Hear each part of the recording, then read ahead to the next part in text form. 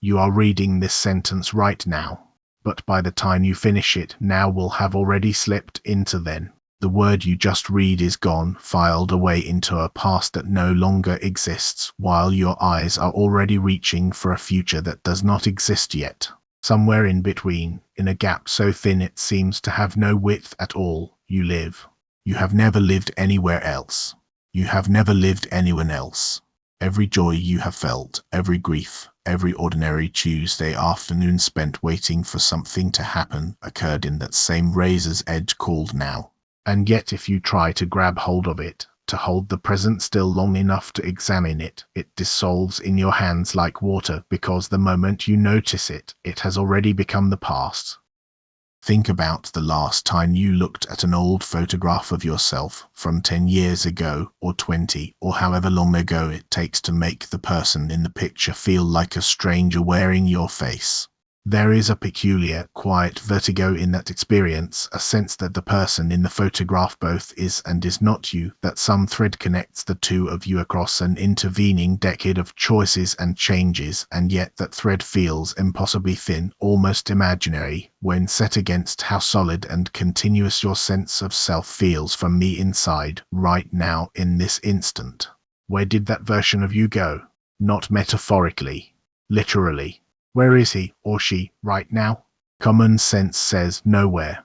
That version of you no longer exists. It has been replaced, overwritten, converted into memory, and memory itself is famously unreliable, reconstructive rather than a faithful recording, more like a story you keep retelling yourself than a video file stored perfectly on a hard drive. And yet something about this answer, that the past you simply does not exist anymore, has always felt slightly too convenient, slightly too easy, a way of not looking directly at a question that, looked at directly, turns out to be far stranger than it first appears. This should trouble you more than it does. We spend our lives organizing everything around time. We wake by it, work by it, grieve on its anniversaries, celebrate on its anniversaries, measure our worth by how much of it we have used well or squandered. We say time heals, time flies, time is money, time waits for no one, as though we understood, with total clarity, what this thing called time actually is. But ask yourself, honestly, right now, what is it? Not what does a clock measure, not what number appears on your phone. What is time itself, the thing the clock is supposedly tracking? The moment you try to answer that question directly, without pointing at a device or a calendar, you find yourself in the same position as a man who has used a word his entire life and never once asked what it means, only to discover, when finally asked, that he has absolutely no idea. This is not a new confusion. It is one of the oldest confusions in the history of thought, and some of the most rigorous minds who ever lived have stared directly into it and come back changed, or come back with theories so strange they sound like science fiction, or come back admitting total defeat. A bishop in 4th century North Africa wrote about it with such honesty that his confusion still reads as startlingly modern 17 centuries later. A British philosopher at the turn of the 20th century built an argument so tightly constructed that some of his readers concluded he had proven, with logic alone, that time does not exist. A patent clerk in Switzerland discovered that the very idea of now, the idea that two events could happen at the same moment, falls apart the instant you consider how fast light travels. And physicists today, working from very different premises, some in cosmology, some in the physics of heat and entropy, still argue fiercely about whether the past is truly gone, whether the future is truly open, or whether the universe is something closer to a single frozen structure, and the flow we feel, the sense of moving from before to after, is nothing but an illusion generated by a brain trapped inside it. We are going to walk through all of this together, not as a checklist of theories, but as a single unfolding argument, because that is what it actually is. Augustine's confusion about how to measure time leads directly into McTaggart's argument about whether time can be coherently described at all. That argument, in turn, sets up the great split in the philosophy of time between those who think only the present is real and those who think past, present, and future are all equally real, a split that physics did not create but did dramatically intensify because Einstein's relativity seems to hand a decisive victory to the second camp. And once you take that victory seriously, once you let yourself imagine a universe in which every moment already exists frozen into a single four-dimensional structure like a block of ice with your whole life suspended inside it, you run straight into entropy, into the strange and lonely fact that in a universe symmetric in almost every other way, one direction, the direction we call forward, is different from the other, and nobody fully agrees on why. And that, finally, brings us to Nietzsche, who did not ask whether time is real in some abstract technical sense, but asked something far more dangerous: if this moment, exactly as it is right now, with all its ordinary weight, would recur again and again for eternity, exactly the same in every detail, could you bear it? Could you love it? By the end, the question will not be academic. It will be aimed directly at you, at the specific life you are living, at this specific hour you are spending listening to these words instead of doing something else with the only resource you cannot get back. So let's begin where the confusion itself begins, with a man on his knees in the 4th century trying to pray his way into understanding something that every human being uses constantly and that no human being can define.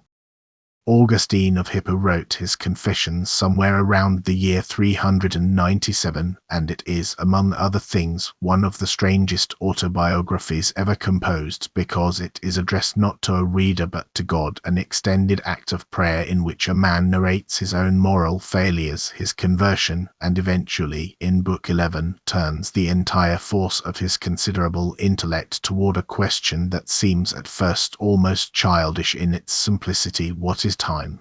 He asks it the way you might ask it at 3 in the morning, unable to sleep, staring at the ceiling. He asks it with the humility of someone who assumed he already understood the answer until the moment he tried to say it aloud. His famous formulation has survived for a reason, because it names something every person who has ever paused to think about time eventually discovers for themselves.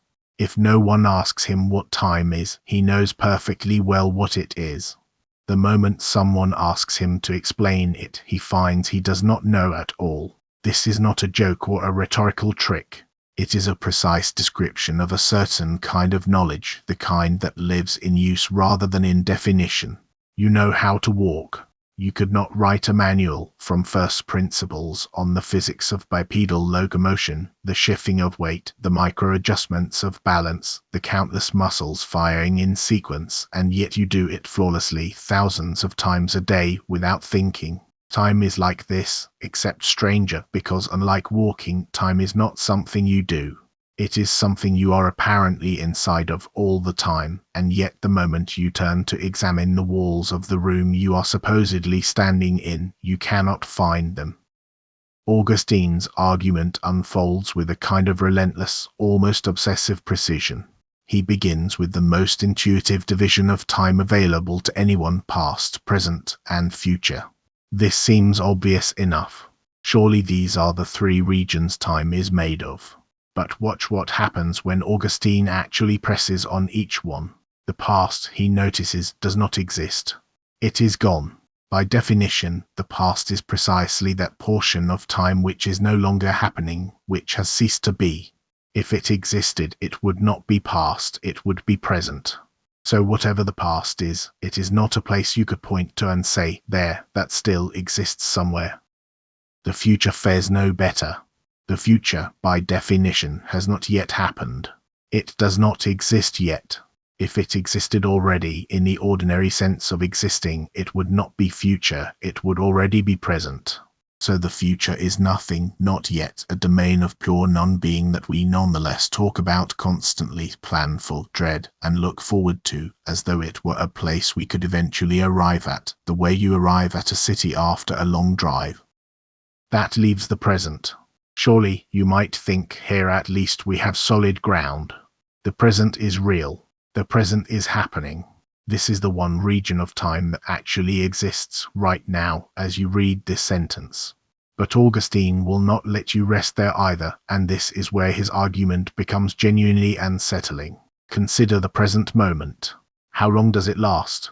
Take a single hour. Is the whole hour present? No, Augustine says, because part of that hour is already past, the part that has elapsed, and part of it is still future, the part that has not yet arrived. Only the smallest sliver of the hour, the sliver happening right this instant, is truly present. Fine, then take that sliver, a single minute. The same problem recurs. Part of the minute is gone, part is yet to come. Shrink it further, to a single second. The same collapse happens again. No matter how small a unit of time you choose, you can always divide it further into a part that has already passed and a part that has not yet arrived, and the true present, the actual now, keeps receding, like trying to grasp the exact point where a wave crests, only to find that by the time you have located it, it has already broken.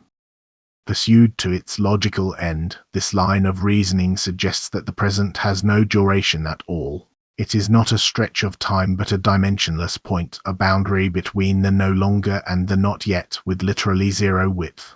And this creates the strange and vertiginous conclusion that Augustine arrives at: the past does not exist because it is gone, the future does not exist because it has not arrived, and the present does not exist either, or at least does not exist as any kind of extended duration because it has shrunk under analysis to a mathematical point with no length whatsoever.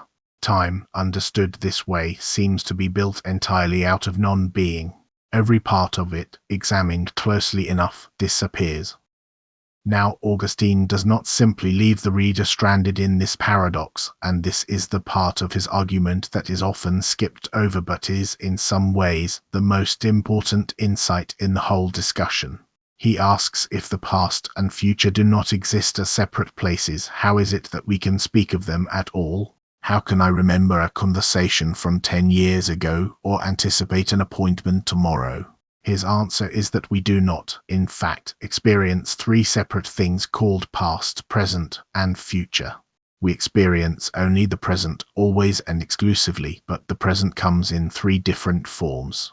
There is the present of things past, which is memory. There is the present of things present, which is direct perception, what is happening right in front of you at this instant. And there is the present of things future, which is expectation or anticipation, the mind's capacity to project forward. All three of these, Augustine insists, are happening now in the mind. When you remember your childhood home, you are not traveling backward in time to visit it. You are having a present mental experience, an image or impression that exists in your mind right now, which represents something that once happened. The past, in other words, does not exist out there anymore. It exists only as a trace, a present memory. Likewise, when you anticipate tomorrow's meeting, you are not peering into some future room where the meeting is already waiting for you. You are having a present mental experience, a present expectation, constructed out of present evidence and present imagination. The future does not exist out there yet either. It exists only as a present anticipation. This move is subtle but enormously consequential, because it relocates the entire architecture of time from the external world into the structure of the mind. For Augustine, time becomes something profoundly psychological, even something closer to what we might now call phenomenological, a feature of conscious experience rather than a feature of objects and events independent of any observer. He goes so far as to propose that we measure time not by watching some external process, like the movement of the sun, but by measuring an impression left in the mind, what he calls a distension of the soul, a kind of inner stretching in which memory holds onto what has passed while expectation reaches toward what is coming, and attention sits in the narrow present between them, experiencing the passage as things move from the domain of expectation through the fleeting present into the domain of memory. Augustine does not stop there, either, because he knows that a purely psychological account of time raises an obvious objection, one he takes seriously enough to examine at length. If time is simply a distension of the soul, a stretching of the mind between memory and expectation, then what are we actually doing when we measure time using something external, like the movement of the sun across the sky, or the burning of a candle, or the swing of a pendulum? Surely, you might object, this shows that time is really out there, in the motion of physical bodies, not merely in the mind. Augustine takes this objection head on. He notes that we do not, in fact, measure time by motion itself, but by duration, and duration is something quite different from motion. Consider two bodies, one moving quickly and one moving slowly, or even one body at rest and one in motion. We can still ask how long each state lasted, and that question about length, about how long, is not the same question as how far something traveled or how fast. You could imagine a body moving through space for a certain duration, or a body remaining perfectly still for that same duration, and in both cases you would be measuring the same underlying thing, time, as duration, independent of whatever motion happened to accompany it. This was, in fact, exactly the argument the earlier Greek philosopher Aristotle had wrestled with in his own treatment of time in the Physics, where he defined time as something like the measure or number of motion with respect to before and after, tying time closely to the observation of change. Augustine, writing several centuries later, pushes back against this Aristotelian intuition, insisting that if all motion in the universe stopped entirely, if every wheel ceased turning and every heart ceased beating and every star ceased its wheeling path across the sky, we could still, in principle, measure duration, because duration is measured by the mind attending to itself, to its own inner sense of stretching, not by watching some external clock. Whether Augustine is right about this is still debated. But notice what he has done. He has taken the question of what time is and turned it into a question about the relationship between an inner, subjective sense of duration and an outer, objective process we use to track it, and he has come down firmly on the side of the inner sense being primary. The clock does not create time. The clock merely gives the mind something regular to compare its own inner stretching against. There is something remarkable, and honestly quite moving, about a 4th century theologian arriving at an account of time this psychologically sophisticated, 16 centuries before psychologists would begin systematically studying how the human mind constructs its sense of duration, how memory and anticipation actually function, how the specious present, the felt now, is not a mathematical point at all but a constructed window of a few hundred milliseconds that the brain assembles and presents to consciousness as though it were instantaneous. Augustine did not have access to any of that science. He had only his own attention, turned relentlessly inward, refusing to accept an easy answer, willing to sit inside a genuine paradox rather than paper over it with a comfortable platitude. And what he found there, sitting in his own confusion, was something that still has not been fully resolved 1700 years later, that time, whatever else it might be, seems to require a mind to hold it together. Without memory linking what has passed to what is present, and without expectation reaching from the present toward what is coming, there would be no sense of duration at all, only an eternal, static, disconnected instant appearing and vanishing with nothing to relate it to anything else.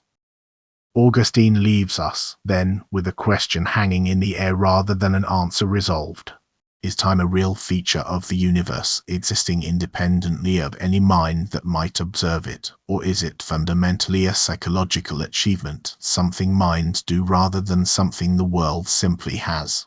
This question would lie mostly dormant, at least in this precise form, for a very long time, until a Cambridge philosopher, writing at the dawn of the 20th century, picked up the thread again and pulled it much harder, hard enough that some people think he tore the whole fabric apart. John McTaggart published a paper in 1908 with the deceptively modest title The Unreality of Time, and if Augustine's contribution was to locate a paradox and sit with it honestly, McTaggart's contribution was to construct an argument so tightly reasoned that it forces you to actually choose a side, rather than simply marveling at the mystery. McTaggart's argument begins with an observation so basic it seems almost too obvious to state, but its consequences turn out to be explosive. He notices that there are two fundamentally different ways we describe events in time, and these two ways are not obviously reducible to one another. The first way, which McTaggart calls the series, describes events in terms of their relationship to now, to the present moment. In the series, events are past, present, or future. The Second World War is past. This sentence is present. Your death, whenever it comes, is future. Crucially, an event's position in the series changes as time goes on. The moment you are reading right now is, at this instant, present. A few seconds from now, that same moment will have become past. It will keep receding further and further into the past for the rest of your life. This is what gives the series its dynamic character, its sense of motion, of flow. Events seem to travel from the far future through the near future into the present, and then off into the ever-receding past. This is the time we feel. This is the time of Augustine's confusion, the time that seems to move. The second way, which McTaggart calls the B-series, describes events not in relation to an ever-shifting now, but in relation to each other, using the fixed permanent relations of earlier than and later than. The signing of the Declaration of Independence is earlier than the moon landing. The moon landing is earlier than this sentence. These relations, unlike position in the series, never change. It will be true forever, unshakably, eternally, that the Declaration of Independence was signed earlier than the moon landing. This relation does not shift as time passes. Once earlier, always earlier. The B-series is static, fixed, a permanent structure of relations between events, like the fixed order of cities along a railway line, this one before that one before the next, regardless of where the train currently happens to be. Now here is where McTaggart's argument becomes genuinely forceful and worth following slowly, because the conclusion he draws from this simple observation is startling. He asks which of these two series, the A series or the B series, is more fundamental to our concept of time. Could time exist with only a B series, only the fixed relations of earlier and later, without any A series, without anything being genuinely past, present, or future? McTaggart argues persuasively that it could not, that the B-series alone is not enough to capture what we mean by time. Consider a sequence of events ordered only by earlier and later than relations, with no fact about which one is happening now. This, McTaggart points out, is indistinguishable from a description of mere logical or spatial order, like the order of numbers on a number line or the order of towns along a road. Numbers do not happen. The number 3 does not stop being 3 and become 4. Towns along the road do not move from being ahead of you to being behind you unless you are actually traveling along that road, unless there is some privileged position, a here, that moves. Similarly, McTaggart argues a sequence of events that merely stand in fixed earlier and later relations to one another, with nothing being genuinely present, is not really time at all. It is just an ordered structure, frozen, without any change, without any of the felt motion that makes time time. For genuine change to occur, he insists, something has to actually happen. An event has to go from being future to being present to being past. That requires the A series. Without the A series, he concludes, there is no real time, only a static order that resembles time's shadow without its substance. So the A series, it seems, is essential. Time requires that events genuinely change their status, moving from future to present to past. But now McTaggart delivers the second half of his argument, and this is the part that turns a fairly reasonable observation into what many philosophers still regard as a devastating logical puzzle, even if they ultimately reject its conclusion. He asks, is the A series itself coherent? Can an event genuinely be past, present, and future?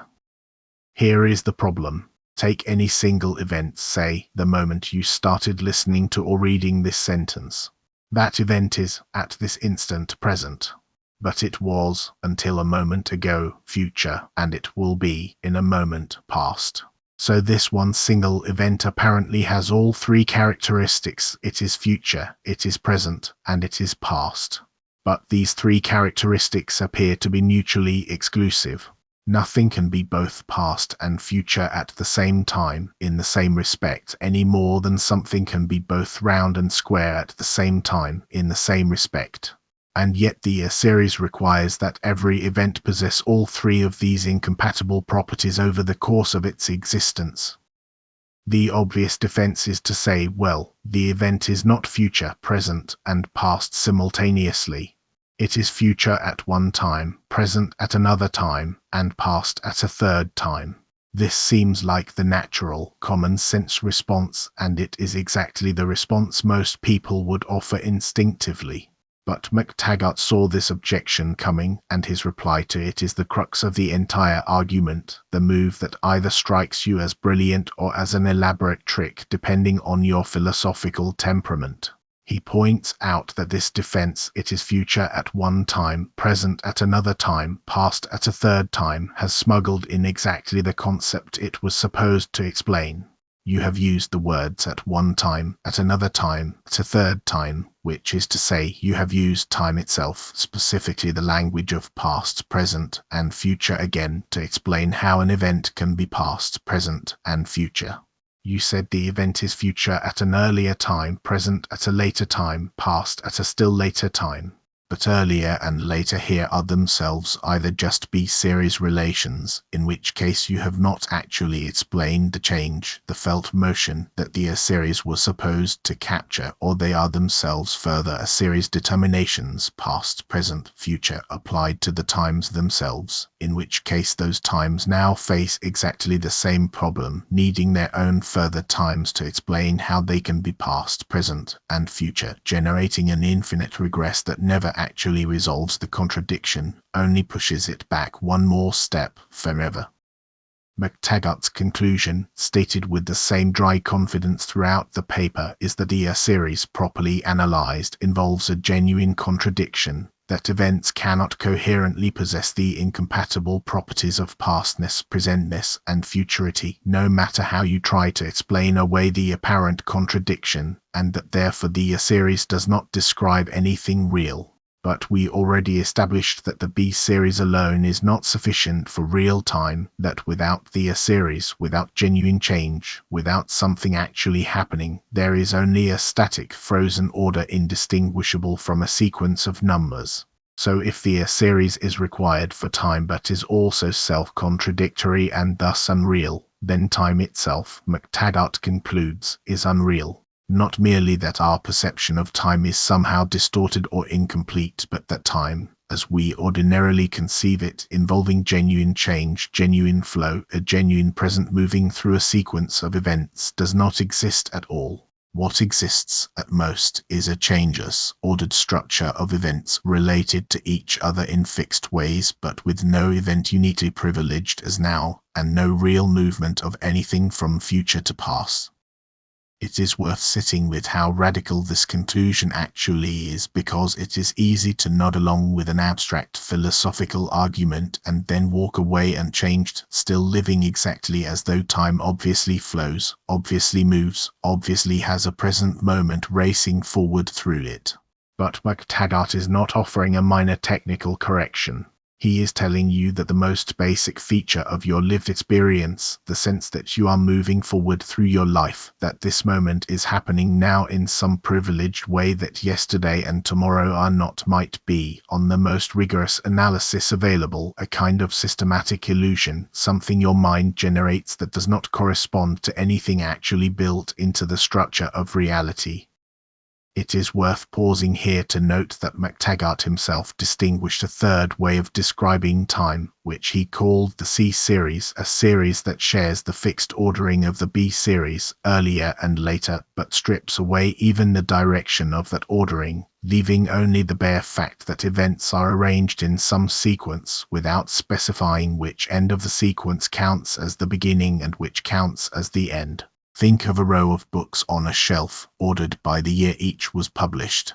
The C-series tells you the order, this book, then that book, then the next, but it does not, on its own, tell you which direction along the shelf corresponds to earlier and which corresponds to later. you would need additional information, something like the B-series, to add direction to the mere ordering. McTaggart introduced this distinction partly to isolate exactly what he thought was left over once you had stripped away everything genuinely temporal from a sequence of events, a bare order with no true direction and no true flow, which is about as far from our ordinary, lived sense of time as you can get while still preserving any structure at all. And it is precisely this stripped-down residue, the C-series dressed up with a direction to make the B-series, that eternalists claim is all reality actually contains, with the fell flow of the A-series being a kind of psychological projection laid on top of it by conscious minds, in something like the way Augustine had already suggested centuries earlier, that duration itself might be a construction of the attending mind. Not everyone accepted McTaggart's argument, of course, and the response to it essentially split the philosophy of time into two major camps that persist to this day, camps that map almost perfectly onto Augustine's original, unresolved question about whether time is fundamentally a feature of the mind or a feature of the world.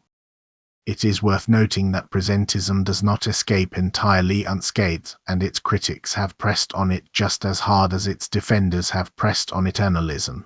If only the present exists, what grounds the truth of statements about the past, statements we treat as objectively true or false all the time?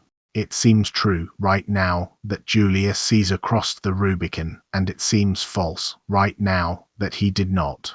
But if Caesar and his crossing of the river do not exist in any sense whatsoever, if they have been utterly annihilated from reality along with everything else that has ever happened, what is it that makes one of these statements true and the other false? There seems to be nothing left, on strict presentism, to serve as what philosophers call a truth-maker, some feature of reality whose existence is responsible for a given statement being true rather than false. Eternalists press this objection hard, arguing that only if the past genuinely still exists in the way eternalism claims, is there anything available to ground the objective truth of historical claims at all. Presentists have developed responses to this, appealing to things like present traces, records, memories, and causal residues left behind by past events, or to primitive, unanalyzable facts about what used to be the case, but none of these responses has achieved anything like universal acceptance, and the debate continues, largely unresolved, in exactly the technical, painstaking way philosophical debates tend to continue when both sides have real intuitions pulling in opposite directions and neither side has produced a knockout argument. The first camp, generally called presentism, holds that only the present moment is real. The past has ceased to exist. The future does not yet exist. Reality, at any given time, consists entirely of whatever is happening right now and nothing else. This view has enormous intuitive appeal because it matches how time feels from the inside. Of course, only now is real, a presentist would say. That is just obviously true. It is the plainest deliverance of experience. Presentists generally respond to McTaggart's argument by biting a smaller bullet than the one McTaggart hands them. They say that pastness, presentness, and futurity are not properties events possess simultaneously in some contradictory way, but that only presentness is ever actually instantiated because only the present exists at all. The past and future are not other places where events sit waiting with the properties past and future attached to them. They are simply nothing, non-existent, and so there is no contradiction because there are not really three properties being applied to a single existing event. There is only ever the present, full stop, and talk of past and future is really just a way of talking about what did exist and what will exist, not a description of things that currently exist somewhere else in some other temporal location. The second camp, called eternalism, takes the opposite position, one that sounds bizarre at first but has become, over the past century, the dominant view among physicists and a great many philosophers, largely because of what Einstein discovered. Eternalism holds that the past, present, and future are all equally real. They all exist in exactly the same sense that distant places you are not currently visiting still exist. Your childhood is not gone in the sense of having ceased to exist. It exists eternally at its particular location in time, the way Paris exists even when you are in Tokyo and not currently looking at it. Your death, whenever it comes, already exists too, eternally, at its own location further along the timeline. On this view, the sense that now is special, that the present has some privileged reality that the past and future lack, is an illusion, or at least not an objective feature of the universe. It is something more like a perspective, similar to how here feels special to you because you are standing in it, but here is not objectively more real than Paris just because you happen to be standing in Tokyo instead. Eternalists respond to McTaggart's argument by essentially agreeing with half of it. Yes, they say, the series treating pastness, presentness, and futurity as objective properties of events independent of any observer is incoherent, exactly as McTaggart showed. But that is fine, because time does not actually require the series at all. Time can be entirely constituted by the B-series, the fixed permanent relations of earlier and later, plus the fact that conscious observers embedded at particular points within that fixed structure experience only their own local region of it as now, the same way a person standing at a particular point on a road experiences that point as here without that meaning the rest of the road does not exist. This is a genuinely strange thing to try to hold in your mind, so it is worth pausing on it. Eternalism asks you to picture reality not as a world that is currently three-dimensional, with time as some separate, flowing thing happening to that three-dimensional world, one moment replacing the next like frames flipping past in a film reel, with only the current frame actually existing. Instead, eternalism asks you to picture reality as a single four-dimensional structure, a vast and changing block containing every moment of cosmic history, from the earliest instance after the beginning of the universe to whatever the furthest future turns out to hold, all of it equally, simultaneously, timelessly real, the way every point in a block of stone is equally real, regardless of which point you happen to be looking at. There is also a third position worth naming, sitting somewhere between presentism and full eternalism, sometimes called the growing block theory, associated most closely with the philosopher C.D. Rord. On this view, the past and present are both real, both fully existent, in the same way eternalism claims, but the future is not real yet because it has not happened, because it has not been added to the block. Reality, on this picture, is like a novel being written one page at a time, where every completed page remains permanently and really part of the book, but the pages that have not yet been written genuinely do not exist anywhere, not even as a fixed, already determined future waiting to be revealed. New moments do not shift from an already existing future into an already existing present the way eternalism suggests. They are genuinely created, added fresh to the growing edge of reality at the moment they occur, and once added, they never leave. This view tries to preserve something eternalism seems to give up, the sense that the future is genuinely open, genuinely undetermined, that your choices actually add new content to reality rather than merely revealing content that was, in some sense, already sitting there all along, and it tries to preserve something presentism seems to give up, the sense that the past is not simply gone, that Caesar's crossing of the Rubicon and your own childhood remain, in some robust sense, still real, permanent fixtures of what exists, even though they are no longer happening. Whether the growing block picture is coherent, whether it can specify exactly what makes the razor's edge of now, the growing tip of the block, special without falling into exactly the kind of contradiction McTaggart identified in the series, remains a genuinely contested question, and it has never attracted quite the following of either presentism or full eternalism, but it is worth knowing it exists, if only because it shows how many different ways there are to try to have some of the intuitive appeal of a flowing present without paying the full metaphysical price either extreme position demands. This is generally called the block universe theory, and it did not originate as a purely philosophical speculation cooked up in an armchair. It emerged directly out of physics, out of one of the most well-confirmed and thoroughly tested theories in the entire history of science, and this is the point at which the philosophy of time stops being a purely conceptual debate and starts becoming an empirical one, grounded in the actual structure of the physical universe as we have measured it. Albert Einstein's theory of special relativity, published in 1905 and later generalized in his theory of general relativity in 1915, delivered a series of results about the nature of space and time that remain deeply counterintuitive even after more than a century of confirmation, results that strike directly at the heart of the presentist picture, the picture that says only now is real. The core discovery, at its simplest, is this: there is no single, universal now that applies to the entire universe simultaneously. Simultaneity, the idea that two events happen at the same time, turns out not to be an absolute, objective fact about the universe, but a relative one dependent on the motion of whoever is doing the observing. Here is the classic way this is illustrated. Imagine two lightning bolts strike, one at the front of a moving train and one at the back, and imagine that from the perspective of someone standing on the platform, watching the train go by, the two bolts strike at exactly the same instant. Now consider a passenger sitting in the middle of that train. Because the train is moving forward, the light from the front bolt has less distance to travel to reach the passenger, and the light from the back bolt has more distance to travel. Since the speed of light is constant, the same for every observer regardless of their own motion, a fact confirmed experimentally again and again, the passenger will actually see the front bolt strike before the back bolt.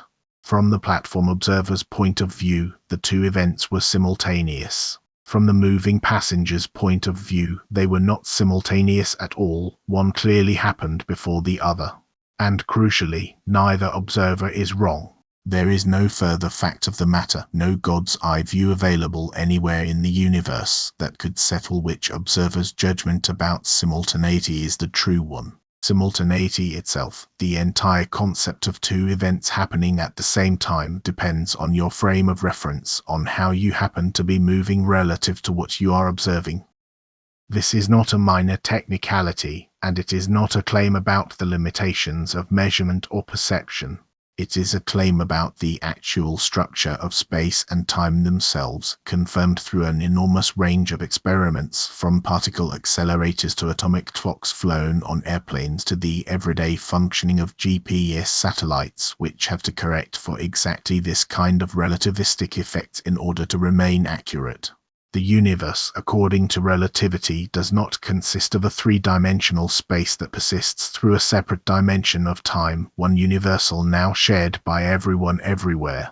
It consists of a single four-dimensional structure called spacetime, in which space and time are woven together, and different observers, moving at different velocities, slice up that four-dimensional structure into space and time in different ways. What counts as the present moment throughout the whole universe right now for one observer is not what counts as the present moment throughout the whole universe right now for another observer moving at a different speed. There simply is no universal, objective present that everyone shares. Each observer has their own slice. This is precisely the result that has led many physicists and philosophers of physics to conclude that eternalism, and the block universe picture that goes with it, is not merely one philosophical option among others, but essentially the correct interpretation of what relativity tells us about the structure of reality. If there is no objective, universal present moment, no privilege now that applies to the whole universe and everyone agrees on, then the presentist claim that only the present is real runs into a serious problem, which present. Real according to whom? The observer on the platform or the passenger on the train? If reality itself does not specify a single answer, then the only consistent option seems to be that all of it is equally real. The entire four-dimensional structure, every event at every point in spacetime, and what differs between observers is not which events exist, but merely which cross-section of the single and changing block each observer happens to experience as now from their own particular position and motion within it.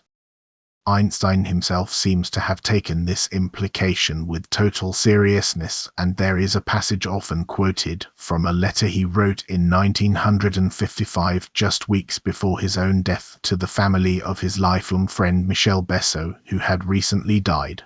Einstein wrote, in essence, that people like himself, who believed in physics, understood that the distinction between past, present, and future, however persistent it might feel, was only an illusion, even if a stubborn one.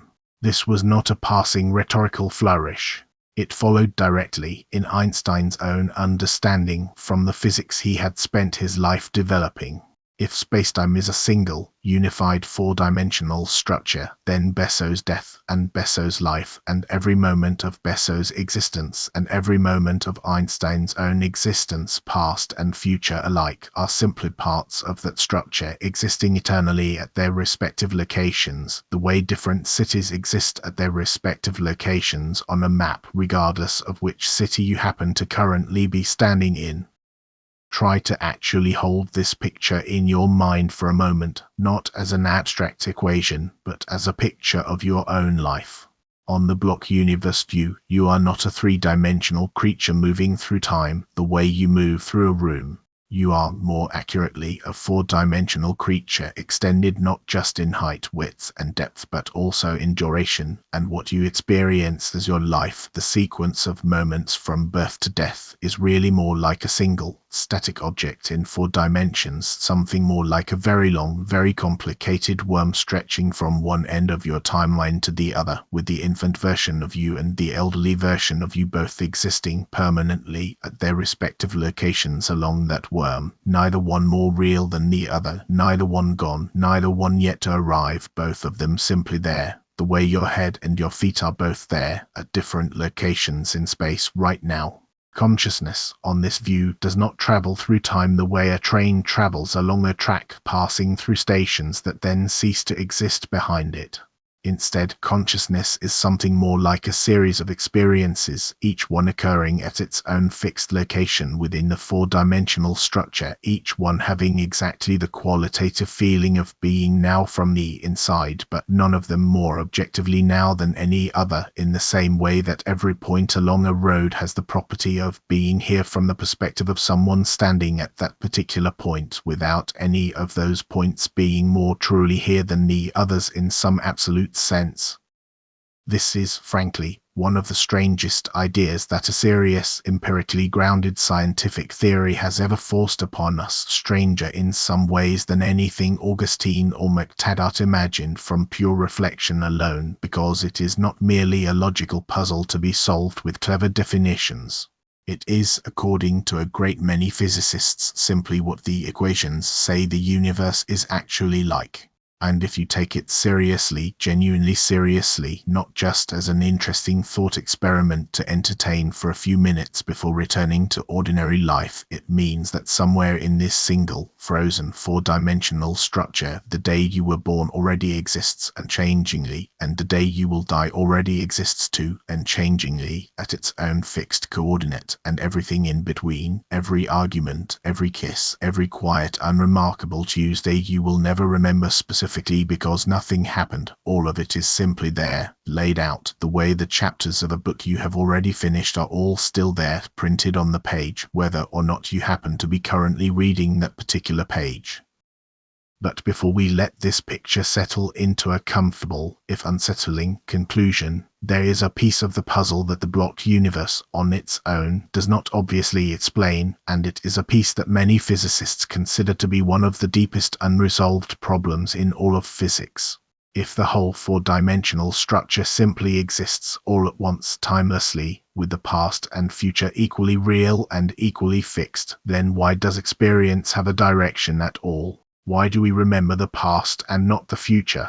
Why does it feel like time is flowing from earlier toward later, rather than the other way around, or not flowing at all? The fundamental laws of physics that describe how particles interact, the equations of both classical mechanics and quantum mechanics, are, for the most part, time-symmetric, meaning they work exactly the same whether you run them forward or backward.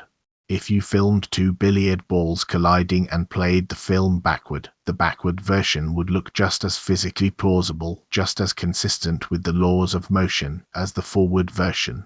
Nothing in the fundamental equations says which direction is the real one. And yet our actual experience of the world is drastically, overwhelmingly asymmetric. We remember yesterday and not tomorrow. Eggs break and never spontaneously unbreak. Coffee cools and never spontaneously heats up by drawing warmth back out of the room. Something in the actual, observed universe clearly does distinguish a direction, even if the deepest laws underlying it, taken in isolation, do not seem to require one. There is a related and equally famous consequence of relativity worth pausing on here, because it drives the same point home in an even more visceral way, the so-called twin paradox. Imagine a pair of twins, one of whom stays home on Earth while the other boards a spacecraft and travels at a significant fraction of the speed of light to a distant star and back. Relativity predicts, and this prediction has been experimentally confirmed many times over using atomic clocks flown on aircraft and satellites, that when the traveling twin returns, less time will have elapsed for her than for her sibling who stayed behind. She will have aged less. This is not a trick of perception or an artifact of measurement error. It is a genuine physical fact about how much time actually passed along each twin's respective path through spacetime. The two twins, who started out at exactly the same point in space and time, end up, after the journey, having lived through genuinely different total durations, despite both of them experiencing their own personal time as flowing at what felt like a perfectly normal, unremarkable rate the entire way through. Nothing about being on the spacecraft felt sped up or slowed down from the inside. And yet the twins' clocks disagree permanently when reunited, and there is no sense in which one of them is right and the other wrong. Each twin's path through spacetime had a different length, in exactly the way two different routes between two cities can have different lengths even though both routes connect the same two endpoints. Time, in other words, is not a single, universal river that everyone floats along at the same rate, marking off identical increments for everybody everywhere. It is something closer to a dimension of distance, along which different paths can have different lengths, and how much of it you experience depends on the specific path you take through the four-dimensional structure of spacetime. This is, again, exactly the kind of result that makes the eternalist picture feel less like speculation and more like a fairly direct reading of what the physics actually describes, because it treats time as something structurally akin to a spatial dimension measured out along the path, rather than as a universal ticking metronome that the entire universe shares in common. This is what physicists call the arrow of time, and the leading explanation for it comes not from relativity but from thermodynamics, specifically from a concept called entropy, first rigorously formalized in the 19th century by figures like Rudolf Clausius and later given a deeper statistical foundation by Ludwig Boltzmann. Entropy, in the simplest possible terms, is a measure of disorder, or more precisely, a measure of how many different microscopic arrangements of a system would all look the same at the macroscopic level. Consider a fresh deck of cards, perfectly ordered by suit and number. There is essentially only one arrangement, or a very small handful of arrangements, that would count as perfectly ordered in this way. But shuffle that deck, and there are an astronomically vast number of possible arrangements that would all simply look like a shuffled, disordered deck with no particular pattern. Order is rare. Disorder is common, simply because there are so many more ways for a system to be disordered than for it to be ordered. In the same way, there is only one way to arrange your bedroom into a state that a photographer would call immaculately tidy, but there are countless ways to arrange it into a state anyone would call messy. The second law of thermodynamics states that, in a closed system, entropy tends to increase over time, that disorder tends to grow, not because of any special law forcing disorder to increase, but simply because of overwhelming statistical probability. If you start with an ordered arrangement of particles and let them bounce around randomly, obeying nothing more mysterious than the ordinary laws of motion, they are, purely as a matter of probability, overwhelmingly likely to end up in one of the vast number of disordered arrangements rather than remaining in, or spontaneously returning to, one of the very rare ordered arrangements. This is why an egg breaks easily but never spontaneously reassembles, why a drop of ink disperses through a glass of water but never spontaneously gathers itself back into a single drop, why heat flows from hot objects to cold ones and not the reverse. None of these processes are actually forbidden by the fundamental, time-symmetric laws of physics. A spontaneously reassembling egg is not logically impossible in the way a square circle is impossible. It is merely staggeringly, almost incomprehensibly improbable, because there are so many more ways for the egg's molecules to be arranged in a broken, disordered state than in the highly specific, ordered configuration of an intact egg. Boltzmann's crucial insight was that this statistical tendency toward increasing disorder, this tendency for entropy to rise, is, as far as physicists can tell, the primary source of time's arrow, the primary reason the universe has a felt direction at all. The reason we remember the past and not the future on this view is deeply connected to the fact that the past throughout the observable history of the universe has consistently been in a lower entropy, more ordered state than the present, and the present is in a lower entropy state than the future is likely to be. Memory itself, some physicists argue, is only possible because forming a memory, physically encoding information in a brain, is a process that increases entropy, that leaves a thermodynamic trace, a kind of one-way physical footprint, in a way that would need to run in reverse to create a memory of the future, and running in reverse is exactly what the overwhelming statistical improbability of decreasing entropy rules out for all practical purposes. The universe taken as a whole appears to have begun near the Big Bang in an extraordinarily low entropy, highly ordered state, a state so improbable, so special, that explaining why the universe started that way remains one of the genuinely open questions in cosmology today, sometimes called the past hypothesis. And ever since, entropy has been climbing, slowly, unevenly, but relentlessly, and it is that climb many physicists believe that we experience from the inside as the passage of time itself, the felt difference between a fixed, settled past and an open, undetermined feeling future, even within a block universe where, at the deepest level, both the earlier low-entropy states and the later high-entropy states equally exist, laid out together in the single four-dimensional structure of spacetime.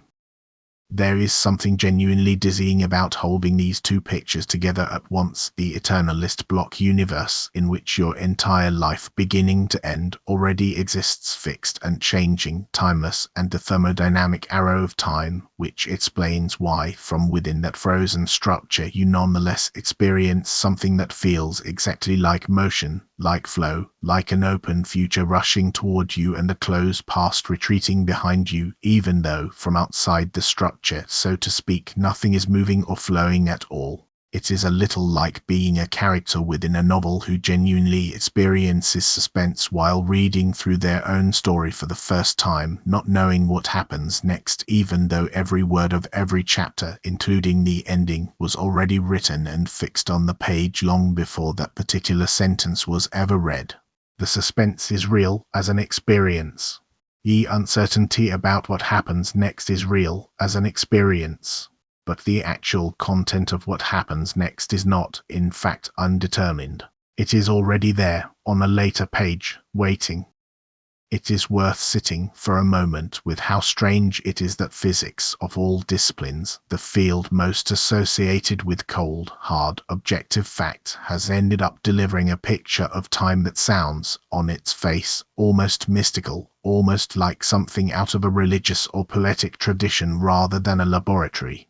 And this is precisely the point at which a 19th century philosopher, writing decades before Einstein, decades before Boltzmann's statistical mechanics was fully developed, arrived through a completely different route to thought experiment that captures something remarkably close to the emotional weight of exactly this picture, a philosopher far more interested in what a person should do with this information than in proving it true.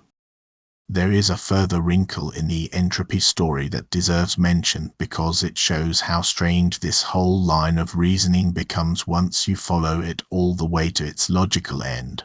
If entropy tends to increase, and if the universe has existed for an effectively unimaginable length of time already, and if, as some cosmological models suggest, it might continue to exist for a length of time so vast it makes the current age of the universe look like less than an eye blink, then over sufficiently long stretches, even wildly improbable low entropy fluctuations become, eventually, statistically expected to occur somewhere purely by chance, the way an enormous number of monkeys typing for an enormous number of years might, eventually, purely by chance, produce a coherent sentence. This has led some physicists to a genuinely unsettling thought experiment known as the Boltzmann brain problem, named after Boltzmann himself. If you only need a small, localized, temporary decrease in entropy to explain a given observation, rather than an entire coherent universe's worth of low entropy history, then it turns out to be, on certain cosmological assumptions, statistically far more likely for random thermal fluctuations to spontaneously assemble a single, isolated, momentarily conscious brain, complete with false memories of a whole life and a whole universe it never actually experienced, than it is for those same fluctuations to produce an entire orderly universe with billions of years of consistent, low entropy history behind it, the kind of history required to produce real brains embedded in a real, extended cosmos. If that reasoning is correct, then a randomly assembled brain floating alone in an otherwise featureless, high-entropy void, believing itself to be you, reading these very words, having what feels like a perfectly continuous, embedded experience of a rich and detailed world, would actually be a far more probable occurrence than the specific, complicated, thermodynamically expensive history that produced the actual you sitting in an actual room, having read an actual sequence of actual prior sentences that led up to this one. Most physicists regard this as a serious problem for certain cosmological models rather than a genuine description of your likely situation, a sign that something has gone wrong in the model's assumptions rather than a sober conclusion to actually believe, but it is included here because it shows just how strange and unresolved our understanding of time's arrow and the improbable, low-entropy origin of the observable universe genuinely still is. We are far more confident that entropy explains the direction we experience than we are about why the universe started in the exquisitely improbable, highly ordered state required to make that explanation work in the first place. That question, the question of why the past hypothesis holds at all, why the universe began in a state so overwhelmingly unlikely compared to almost every other way it could have begun, remains, honestly, an open one, argued over by cosmologists who have not converged on a single accepted answer. Friedrich Nietzsche introduced the idea of eternal recurrence, sometimes called eternal return, most famously in a short, startling passage in his 1882 book The Gay Science, and later developed it more extensively in Thus Spoke Zarathustra. The idea, stated plainly, is this: imagine that a demon appeared to you in your loneliest moment and said that this life, exactly as you have lived it and exactly as you will continue to live it, every joy and every suffering, every thought, every sigh, everything unspeakably small and everything immeasurably large in your life, will return to you again and again, in the same sequence, in the same order, endlessly, for all eternity. Not a similar life. Not a slightly better or worse version. This exact life, down to the smallest detail, this exact spider crawling in the moonlight, this exact tree, this exact hour, and you yourself, exactly as you are now, would live it all again, an infinite number of times, forever. Nietzsche did not, in fact, present this as a literal cosmological claim requiring proof, and scholars still debate how seriously he intended it as physics, though he did apparently attempt at various points to construct arguments for it based on the finitude of possible states of matter combined with infinite time. But whatever its scientific status in Nietzsche's own mind, its real force, the reason it has remained one of the most discussed ideas in the history of philosophy, is not as a physical hypothesis but as an existential test, a thought experiment specifically engineered to reveal how you actually feel about your own life right now, without any illusions or evasions to hide behind. Nietzsche asks, would this thought crush you? Would it feel like the most terrible curse imaginable, or would you fall to your knees in gratitude as the greatest possible affirmation of existence you could ever receive? Notice how directly this connects to everything we have just walked through. If eternalism is correct, if the block universe picture accurately describes reality, then in a certain very real sense, this moment, right now, this exact sentence you are reading does not simply happen once and then vanish into non-existence. It exists permanently, unchangingly, at its fixed location in the four-dimensional structure of spacetime forever. It is not going anywhere. It is not fading. In some sense, it has always been there and always will be there, timelessly true that this moment occurs, exactly as it occurs, at exactly this coordinate in the vast and changing block that comprises the whole of reality. Nietzsche's thought experiment asks you to take this eternity seriously, not as a cold physical abstraction to be filed away and forgotten, but as something that presses directly against how you are choosing to spend the very moment you are currently living through.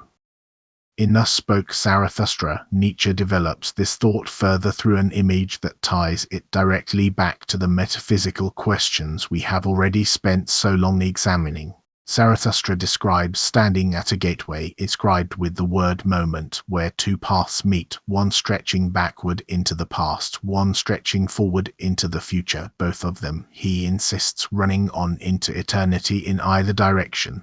And he asks whether these two paths extended forever must not eventually meet again, whether everything that can happen must not, given infinite time and only a finite number of possible configurations of matter, eventually happen again and again, exactly as it happened before, in an endless repeating loop with no beginning and no end, the gateway of this present moment simply one recurring point on a circle so vast it feels, from the inside, indistinguishable from a straight line moving only forward. Whatever one makes of this as literal cosmology, the image itself captures something the entire philosophical and physical journey we have taken together has been circling around from the start. The present moment is not a fragile, disposable instant perched precariously between an unreal past and an unreal future. It is a gateway, a point where the deepest structure of time, whatever that structure ultimately turns out to be, presses directly against a single, particular, living experience, yours right now, and asks what you intend to do with it. This is what Nietzsche called amor fati, love of fate, the demand not merely to accept your life in some resigned, teeth-gritted way, but to affirm it so completely that you would will its exact repetition, forever, without alteration, without wanting even a single detail changed, not the failures, not the humiliations, not the grief, not the long stretches of boredom and disappointment that make up so much of any actual human life. This is an extraordinarily high bar, and Nietzsche knew it was extraordinarily high. He was not offering easy comfort. He was offering a diagnostic tool, a way of testing whether you are living a life you could stand behind completely, or whether you are simply drifting through a life you would, if given the choice, quietly prefer to skip past, hoping the next stretch, or the next decade, or some imagined future version of yourself, will finally be the part worth affirming. And this is where the philosophy of time we have been building piece by piece stops being a purely intellectual puzzle and becomes something closer to a moral demand. Because if eternalism is even approximately correct about the structure of reality, and there are serious physicists, not fringe figures but mainstream researchers working within our best confirmed theory of spacetime, who think it is, then this moment, this exact one, is not a fleeting, disposable thing that occurs and then ceases to exist, replaced by some more important, more real future moment still to come. It is, in a sense that Augustine could barely have imagined and that McTaggart's logic seems, on the eternalist reading, to confirm, permanently woven into the fabric of what exists forever. You are not on your way to somewhere more real. You are not in a waiting room before the actual event of your life begins. This is the actual event. It always has been, and it always will be, fixed at its coordinate in whatever vast structure reality ultimately turns out to be. There is a way of hearing all of this that lands as bleak, even paralyzing, the thought that your choices do not matter because everything is already fixed, already written, already sitting there on some page you cannot see, waiting. If the future already exists, in whatever sense the past exists, doesn't that mean it is already decided, that nothing you do can change it, that you are simply living out a script that was set the instant the universe began, or perhaps was never even set at all, since setting implies a moment of decision and the whole point of the block universe is that there was no single privileged moment when the future was decided because the future simply always was, the way 3 has always been 3.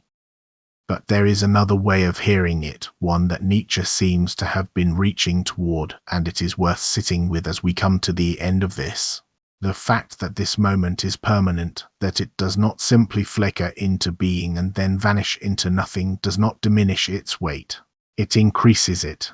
If this hour, this conversation, this quiet, unremarkable stretch of your life is, in some sense, eternal, fixed forever into the structure of what is real, then it was never merely a means to some later end, never merely a stepping stone toward a more important future moment that would finally, retroactively, justify it.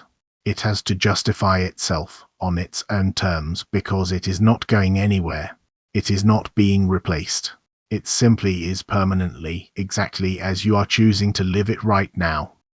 Consider, for a moment, what it would actually take to settle this question once and for all, and notice that the answer is nothing available to us. We cannot step outside of time to check whether it flows or merely sits there, fixed because any act of checking, any measurement, any observation, is itself an event embedded within the very structure it is trying to examine. This is part of what makes the philosophy of time so different from most other philosophical puzzles. You can, in principle, resolve a dispute about the external world by going and looking. You cannot resolve a dispute about the fundamental nature of time by going and looking, because looking itself takes time, unfolds in time, and therefore cannot occupy the neutral, timeless vantage point that would be required to see time whole, to see whether it is a river or a landscape, a flow or a frozen structure. This is not a failure of our current instruments, something better technology might one day fix. It appears to be a structural feature of what it is to be a conscious observer embedded within the very thing being observed, and it is part of why this question, unlike so many that once seemed permanently unanswerable and were later resolved by better telescopes or better microscopes, may remain genuinely open for as long as there are minds capable of asking it. Augustine searched for time and found only the mind's own activity, memory reaching backward, expectation reaching forward, and a present so thin it seemed to vanish the instant he tried to hold it still.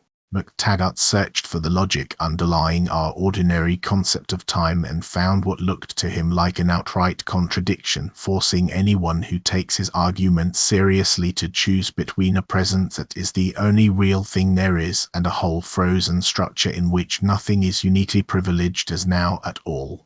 Einstein searched the physical universe itself and found that the very idea of a single, shared, universal present moment does not survive contact with the actual behavior of light and motion, that simultaneity itself is relative, dependent on how you happen to be moving, with no view from nowhere available to settle the matter once and for all. and entropy explained why, even within a universe that might be, at the deepest level, a single and changing structure, we nonetheless experience something that feels exactly like motion, exactly like an open future and a fixed past, a direction, an arrow built out of nothing more mysterious than probability and the overwhelming statistical tendency of ordered things to become disordered.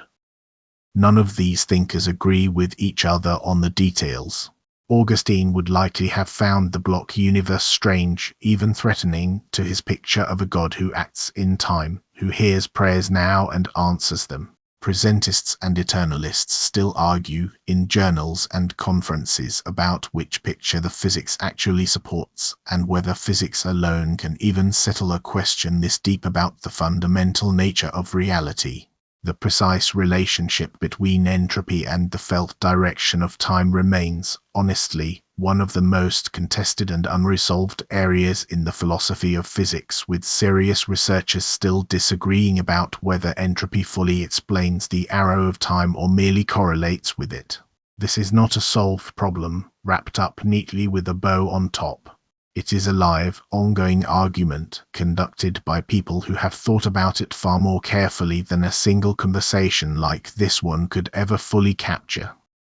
But underneath all the disagreement, there is a single, strange, persistent thread running through every version of this inquiry, from a bishop praying in 4th century Hippo to a logician in Edwardian Cambridge, to a patent clerk turned physicist in early 20th century Switzerland, to a philosopher in 19th century Germany imagining a demon whispering in his ear. Every single one of them approaching the question from an entirely different angle, using entirely different tools, arrive at the same unsettling discovery that time, the thing we take most completely for granted, the medium in which every single experience of your entire life has occurred without exception, is far stranger, far less obvious, and far less settled than it appears from the inside. It does not behave the way it feels like it behaves. It may not flow at all. It may not have a privileged present. It may, in some sense that is difficult to fully absorb even after walking through the entire argument, already contain, permanently and irrevocably, every single moment you will ever live. So here is the question this leaves you with, and it is not a question with a clean answer, because none of the thinkers we have walked through fully agreed on one, and neither does the physics. What if every moment of your life already exists?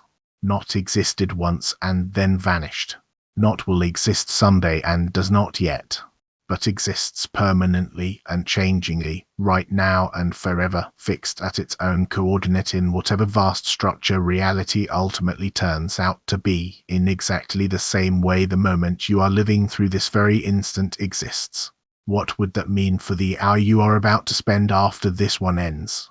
What would it mean for the ordinary and remarkable stretches of your life that you have been quietly waiting to get through, the difficult conversation you have been postponing, the years you have spent telling yourself that real life will begin later, once some condition is finally met, once things finally settle down, once you finally arrive somewhere else? Because if the eternalists are right, there is no somewhere else. There is no later that is more real than now. This moment, this exact one, is not a rehearsal for some more important scene still to come. It is permanently part of the single, whole, eternal structure of everything that is real, whether you affirm it or not, whether you notice it or not, whether you spend it well or let it slip past unattended, waiting for a future that, in the deepest sense the physics can offer us, may already be here.